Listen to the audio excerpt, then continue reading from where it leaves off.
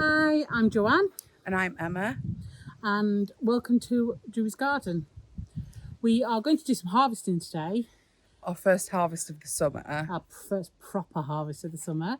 We've got a few little bits and pieces already, but this is the first real big one. So we thought we'd take you along and have a bit of a garden tour. But first we need to talk about this. This is what happens when you don't get control of your mint. Put your mint in pots. Put your mint in pots. There is a little bed just here that originally the mint was in. You can't see it because of it. But what I didn't actually take into consideration is that the mint would put runners out under the patio, Yeah. under here, and actually grow in between. And it was all right when we kept an eye on it, but we had one year where we couldn't. Yeah, when Grandad was ill. When I was nursing my father, and it just went wild, and it's gone wild every year since. We haven't got a shortage of mint. we are going to use some of this today, though. I'm going to pick some for to make mint and limeade. And I want to try and make some mint oil. So we'll see how that goes. And we'll do another video with using pretty much everything that we picked today and like showing how we're going to process it and what we're going to do with it. Yeah. So we will crack on and show you what we've got and what we're picking. This is our squash patio. We've got a number of pumpkins and winter squashes along the back, and then we've got some summer squashes along the front. They're doing well. They've got some flowers forming already. This is a Gauloise d'Azin, which is the one which has got like knobbly. It comes out pink and it's got but there's already flowers starting to form. So they seem to like it. This one here is a Turk's turban. All the ones along the front are things like a lemon summer squash or pineapple squash or this one at the back. This one's a butternut squash. Yes, that and then was there's gifted. the little one. Oh, little one there is called butterbush, and that's supposed to be a small butternut squash. Most of these I've not grown before. I've grown the Turk's turban and the Gauloise d'Azin before, but I'm really excited to see how many. We have got a bit of a problem with squashes because I've been so good about tomatoes. Squashes and beans have kind of got away taken with over. me. And then I planted up this little plant, which needs weeding, but we've Already, these, I think this is comfrey or something coming through I already. But there's some poppies, some coleus. What's these? Those ones are sunflowers. So Sunflowers, those are the teddy bear sunflowers, aren't yeah, and then this is a coleus here. Yeah, which I've grown from seed. Okay. This is one of the 3 nasturtiums that we have that I've grown from seed. Nasturtiums are edible. You can eat the leaves and the flowers. And a nice peppery They're taste. really peppery, yeah. So Good there's in the no sun. flowers on there, but there is one over there that's got a flower on. And then we have the little apple. Not sure whether this is a Fuji or a John Gold, But we're going to find out. but we'll find out when it gets a bit bigger, because both of them have got like a reddy tinge. Oh, look at that. Oh, and there's still some flowers on it. It's just opened up some more flowers. It's got really confused. So this is a variegated lemon sorrel. It's starting to go to seed and flower now, but it's really prolific and it's grown so much. I planted this last year and it's tripled in size since. So I'll probably let it flower and then let it self-seed for a bit. And next to it, we've got some self-seeded borage, which is just coming up. Borage is great. The bees love it, but it gets everywhere. Mum's rose has stopped flowering now. Because it's only a baby. Because it was bought this year. And then this one we bought last year. And look, I'm so excited. It's covered in ants. And we also had an aphid problem. But I'm very pleased with how she's looking.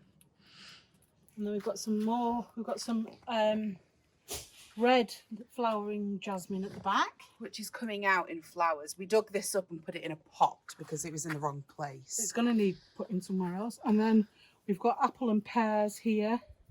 So I think that one's the pear. It looks very pear-shaped.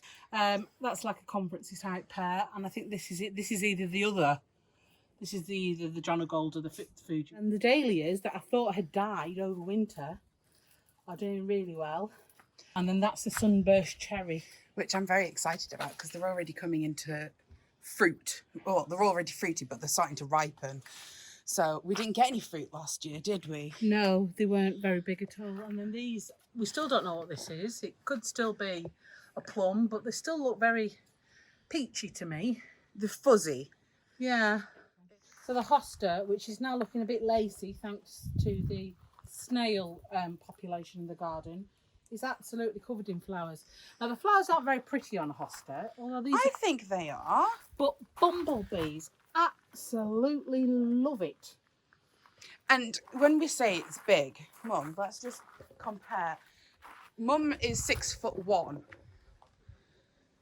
This is how big the hosta is. It is enormous. Absolutely enormous. It's so enormous it goes over the path. Yeah. And then here is the dog. Pretty. Gratuitous. He's got a strawberry! And You he's evil running little off. dog. Moving round from the hosta, and we'll get to the cherry and the beet. We've done the beans several times, but swinging round. Yeah. So this is Blueberry Corner. Yeah. These are my oldest blueberries, and they're just starting to ripen. This is a different variety. These are much smaller at the moment. Yeah. I'm hoping they'll grow a bit more. They're all different varieties, aren't they? Because this one's another blueberry that's just... They're just very, very different. But this one produces loads and loads of fruit. And then the beans are doing quite well. Everything needs watering today. Nothing's been watered today. Beans are doing quite well. They're starting to really put some... And then strawberries. Put some what, Mum? They're really starting to put some growth on. And then the strawberries are coming out doing really well. We have already had a strawberry this year. Yeah, so we've got one there. We've got one here. And we've got one here. How many is that? We have 3 strawberries. We better take those because otherwise they can go in with the mint. Oh, yeah. The bronze fennel's doing really well. Which you can turn into tea and things like that. There is a artichoke at the behind there, but it's not doing well, so I may move it. We've got zinnias and cosmos. There's a errant strawberry at the back there doing its thing. This is Mum's lavender that I grew that from seed. It's supposed to be quite hard to grow it from seed, but this is its 3rd year, I think, and it's doing really well. It smells nice. Behind here, behind all of this white stuff, Which is a persicaria. You can see sticking out there, we think is an apricot, but it's been a bit...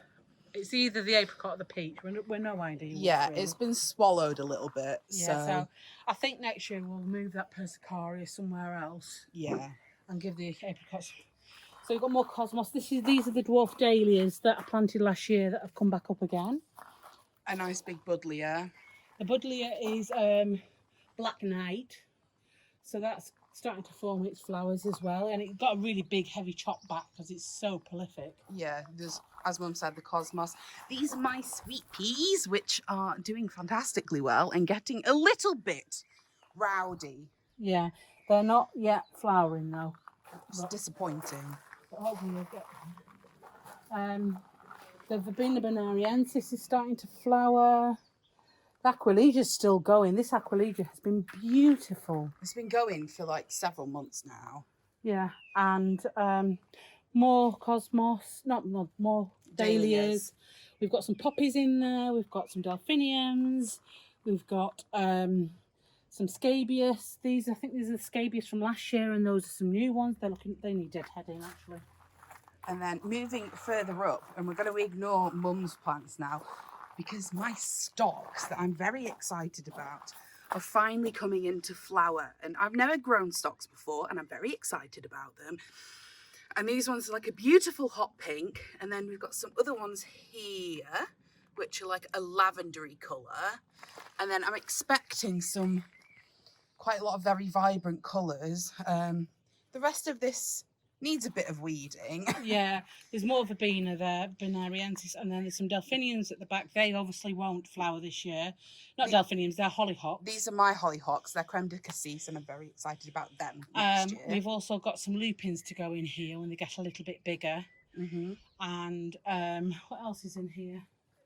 There's obviously the toe flax, which is just covered in bees all the time.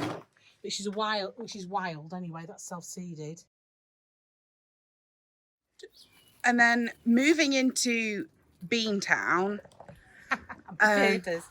Potatoes are starting to flower. We've got about 6 varieties, plus our volunteers. Yeah. And then the beans, with all the rain we've had, are racing up this trellis. There's an entire video about beans though, so we'll link that as well. We'll put it in the little pop-out thing at the top. Yeah, and they're starting to flower as well. And the corn's growing, and there's a nasturtium with some flowers on it. We've got sunflowers that we've just planted over there. These, I don't know whether you can see, this sunflower, that's a sunflower. Ooh, focus. And there's another one there. They're all like titans and giants and things like that. So so they're the really, really tall ones. Here we've got some lemon balm, which is ow, ooh, this is spiky. This is here. This is lemon balm, which I'm going to pick some. Which is like mint but lemony. And we've got, it's tiny, but we've got our very first yellow courgette. That's one of the golden courgettes. And the other one's starting to look, there's flowers forming on that one. They're male flowers, they come first. So we've got to pick the monge too. Because they've gone also a bit bonkers because of all the really good growing weather we've had. And whilst Mum's doing that, I'm going to swing over to our rhubarb. Which has been really quite poorly this year. Yeah, usually we do quite well with rhubarb and we don't force it or anything like that, which is putting it on like putting it over. Yeah, putting a pot over it with a tiny light hole at the top. But yeah, it's looking a bit sad, which is disappointing, but it usually does quite well later on in the year. Yeah, when you're not supposed to pick it. Because the acidity. Georgie really likes peas, we've discovered. Georgie likes anything you give him. Whilst Mum is still picking this monge too, because there is an awful lot of it, and you have to continue picking it so it'll put more flowers out and keep producing and all of that kind of good stuff. This is our fig. This is a brown turkey fig, did you say? I think so, yeah. Which is... It's pretty miraculous that it's growing, if we're quite honest. And it's got it's supposed to be suitable for growing in the UK. Oh, right, okay. Well, there's a lot of figs on there, so we're gonna at some point do a video on processing figs if Mum doesn't eat them with yogurt before then. Yeah. And then as we move into the bean arches, we can see our gorgeous herb wall that my brother and his friend made nearly like 8 years ago now, isn't it? And it's a bit of a retaining wall, but we've got all sorts in here. What have we got, Mum? That's some parsley here. Parsley, each side of it's lemon verbena, which also smells delicious. Again, lemony. That is a variegated green sage. In between it is there's a winter savoury that's getting a bit squashed, and then there's a purple sage. Look. Some rosemary here. There's a winter savoury. So I'm going to move that. and move it to the end. You bashed my camera. Sorry, because this is just doing wild. Then there's rosemary, hyssop, and then there's some thyme. The thyme's getting a bit leggy and a bit sorry for itself. So the other side of where we planted the beans, which again you can see in our bean arch project video, we have all sorts of stuff. Look, that's a weed I missed earlier.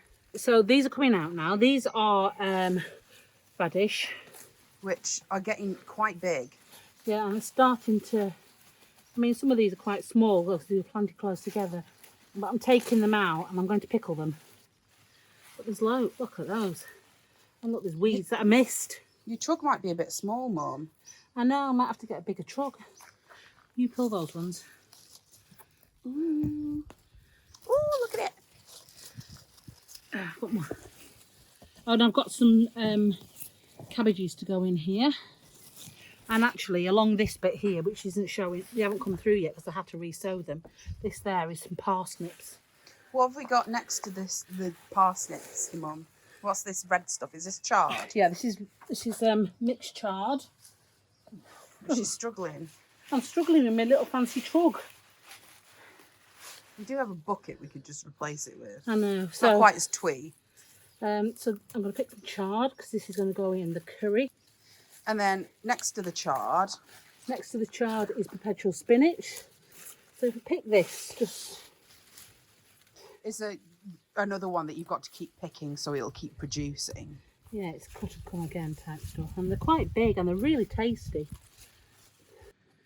Yeah, those, I love that purple one. And Mum is currently stood under my cherry tree, which is, it's a morello, isn't it? Yeah. We have to race the birds when the cherries finally come in to they ripen. And underneath the cherry, we were trying to figure out earlier whether it was a planted or self-seeded white currant. And they're nearly ready. Look, they're coming through. Show us, Mama. Look, they're starting to, when they go translucent like that and get a little hint of pink, that's ready. Oh, it's fallen off. And then moving round from the cherry and behind the herb wall. So this bed here, which I haven't yet weeded, has got a combination of onions, shallots and carrots in it.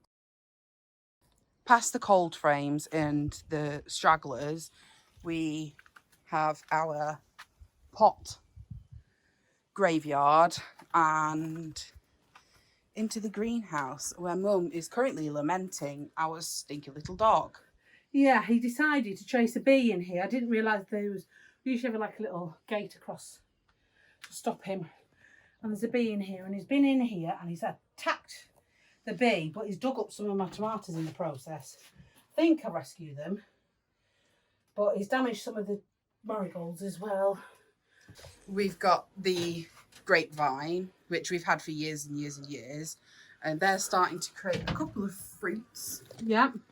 And then Mum's got her little suspension system for the tomato, and in between them we've got some marigolds. That's my sun-dried one. This is a sun-dried tomato. They're starting to produce flowers. And then we've got, at the front, we've got, this is Greek basil this side. Oops, I just bashed the door. Smells just divine. It smells great in here, I've got to admit. And then at the front of this one, looking a bit bedraggled because George has been at it, is a variety of large leaf basil. It's actually called pesto. So, and that's doing quite well as well. At the back here, we have the peppers. Mix of peppers. These are my candy canes and they're with a variegated leaf. Lemon drop, which is a chili pepper. Suma peppers, and they're all starting, you can see, to form flowers there. And this one's already flowering.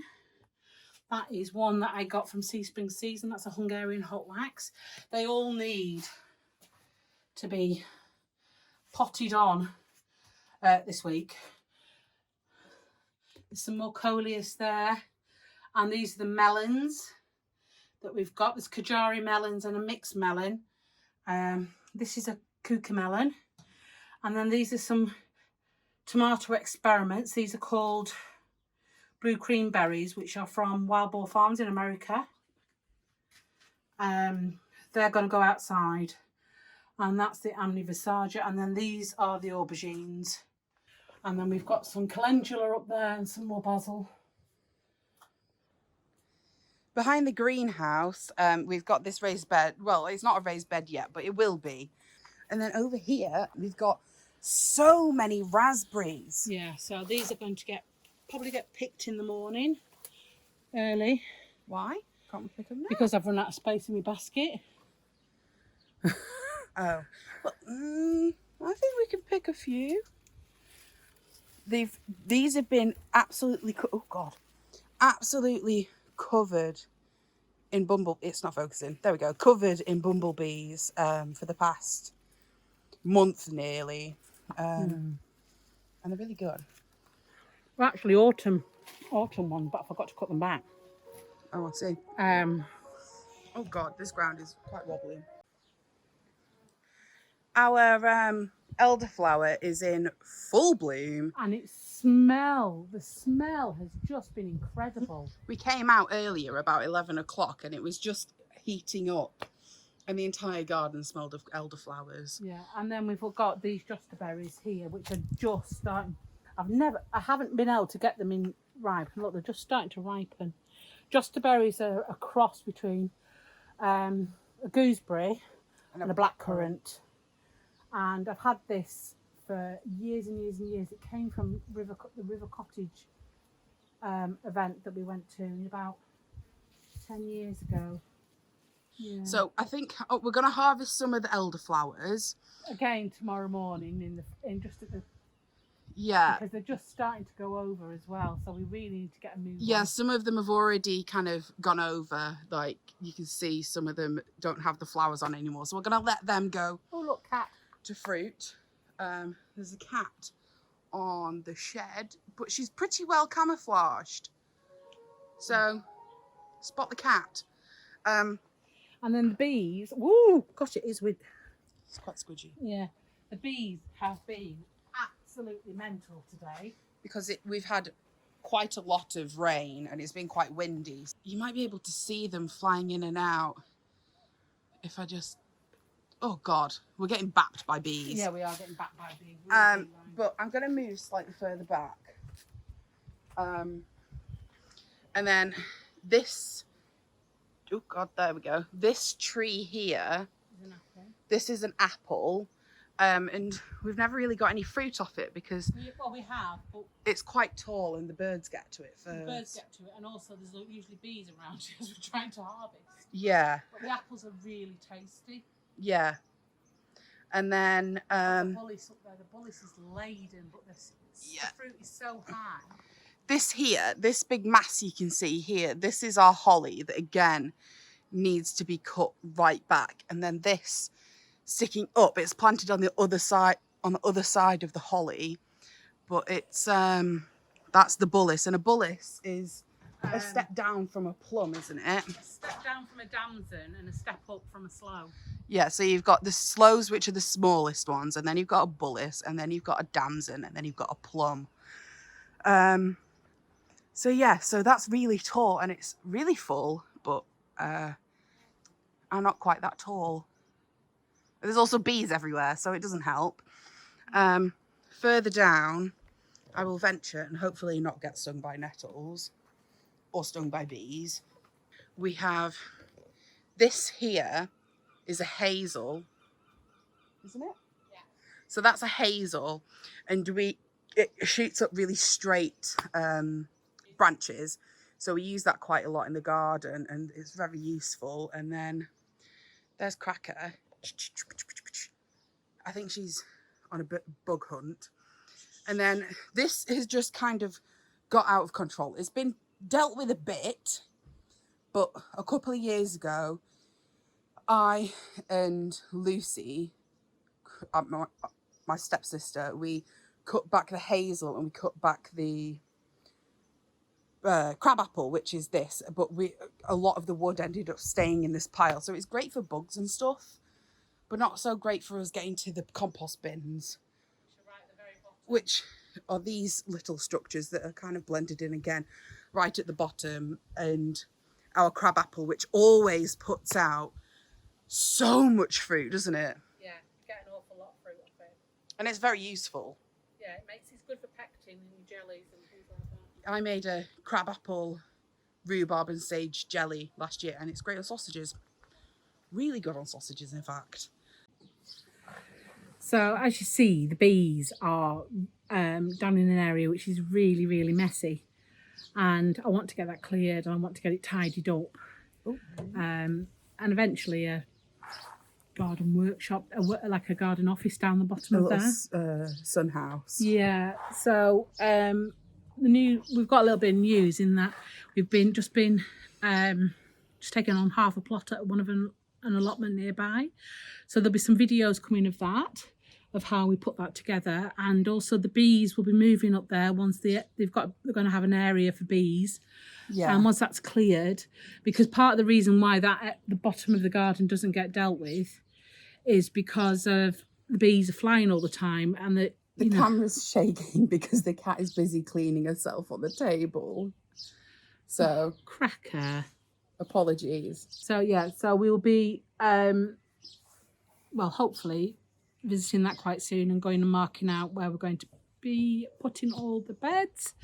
And it's a brand new allotment space. It's a brand new site. It's got nothing on it whatsoever. It used to be a community kind of football, like the council owned it, and it used to be a football ground, didn't it? Apparently, yeah. But it's huge and it's lovely.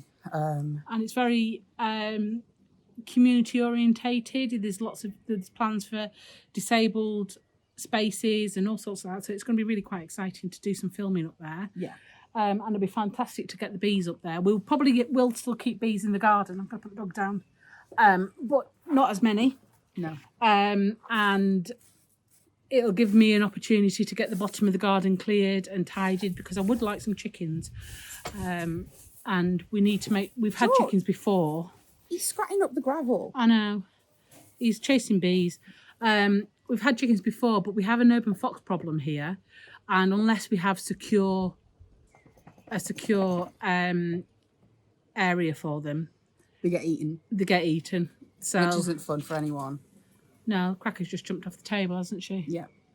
So I think that's it. Yeah, I think that's it for today. Thank you for joining us. I hope you enjoyed our little tour. We'll be bringing you some more tours as the garden matures over the summer. And look out for a video later on in the week of what we're doing with everything that we've picked. Yeah. And some of what we've picked anyway. So thank you very much for joining us on our little garden tour and harvesting. Yeah, and we'll be bringing you some more as the season goes on, and things ripen and grow. And if you liked what you saw and you might want to keep up with what we're doing, you can subscribe down below, and you can also follow us on all of our social media, which again will be linked in the description box. So thank you very much, and we will see you next soon. Yeah. Bye. Bye.